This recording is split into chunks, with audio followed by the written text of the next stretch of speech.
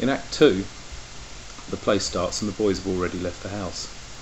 Gee, on the way home tonight I'd like to buy some seeds, and this constant idea that runs through Willie, of this idea of planting things, making things successful, making some sort of notion that the world is going to work for Willie Loman if he could just make something grow. If he could just make something grow.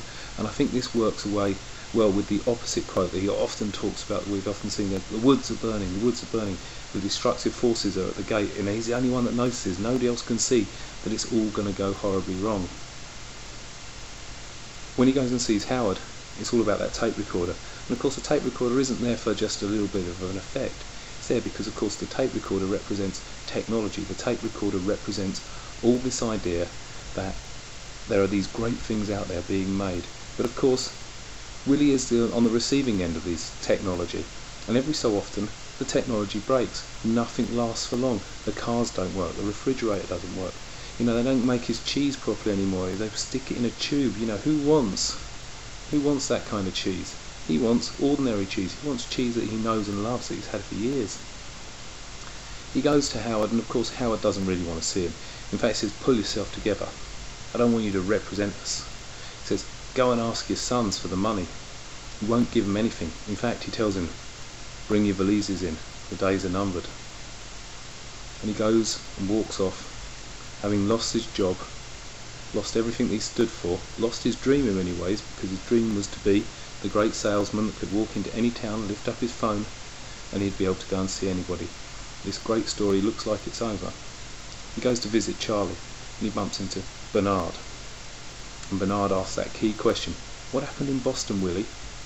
And Willie won't answer. Willie cannot face the truth. He cannot face the truth. And when Bernard leaves, Charlie tells Willie that Bernard is going to be arguing at the Supreme Court, and he didn't even mention it.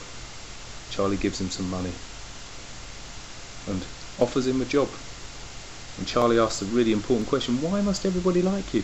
Why can't you just accept the fact that not everybody's going to like you, you just make money on him?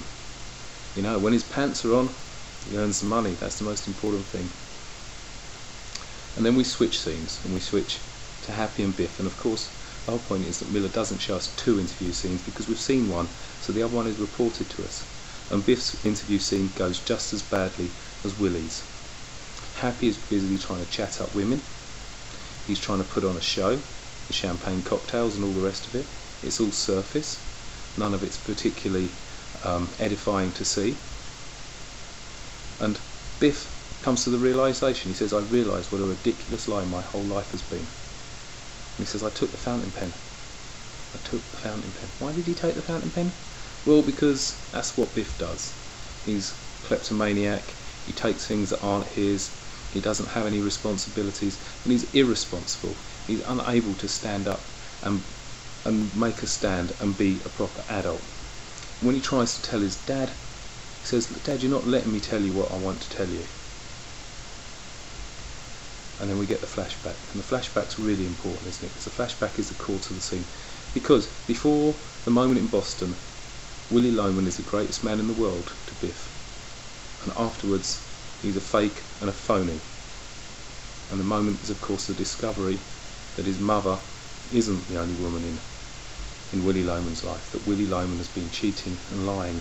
And of course the whole theme of deception that runs through the play runs most firmly at this moment.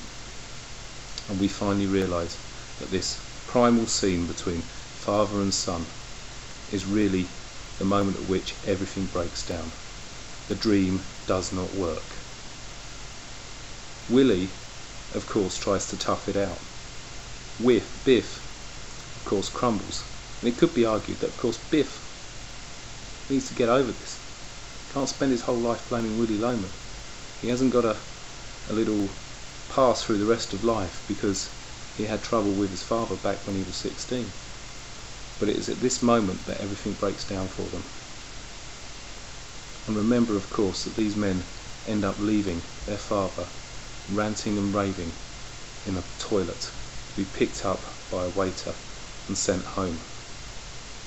Willie comes home, says, I've got some seeds right now, nothing's planted. But of course the key moment is Linda facing Biff and Happy. Don't you care whether he lives or dies? You and your lousy, rotten whores.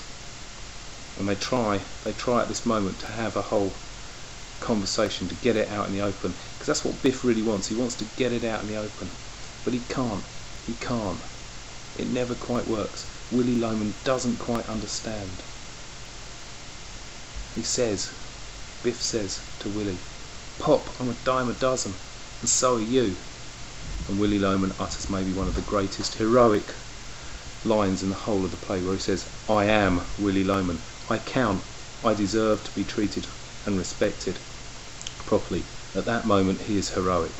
Biff, on the other hand, expresses the agony and anxiety of all people in industrial society. They're just people to be treated as nothing special, nothing individual, a dime a dozen. Absolutely unique. And it is at this, in a way, this quote, which maybe decides Willy more than anything else that he's going to get Biff back in the game again. He's going to give him some money, and it's all going to be okay. Imagine, when the mail comes, he'll be ahead of Bernard again. And then we come to the Requiem. Now, the Requiem should be, of course, Willy's great moment. He's been, in many ways, dreaming about his own funeral, the great funeral that he's going to have.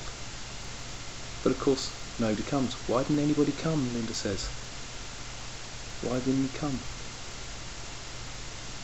And he doesn't. Fortunately, Willy isn't there to see the fact that nobody cares whether Willy Loman lives or dies. Linda, the tragic figure left on the stage. He was so wonderful with his hands. First time in 35 years we were just about free and clear. Happy? Stan says, "I'm not licked that easy. I'm staying in the city and I'm going to beat this racket. I'm going to show you and everybody else that Willy Loman did not die in vain." But of course, seems to me that these quotes, they embody maybe one of the great quotes we've not yet talked about, which is, of course, "A man is not a piece of fruit." And of course the point is that this funeral, seems to me, demonstrates that man is a piece of fruit. It is squeezed out and thrown away. And that Biff has finally realised, that the idea of the oyster, that it cannot be cracked on a mattress. The fact is that life is hard and you have to work hard, and even then you may not be able to crack open that oyster on a mattress. But of course we're left with Linda at the very end.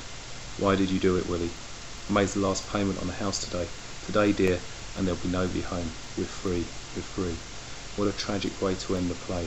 And I think Miller wants us to really feel that the tragedy of the play is not just Willy Loman's tragedy, but Linda's tragedy too. All of these 4 or 5 characters are tragic in their own ways. This has just been a very brief guide through Death of the Salesman, and I hope that it's of some use to you in maybe just revising and going over and thinking about some of those key quotes and why they matter so much. Remember to check out the VLE, lots of stuff there, and good luck with your exams.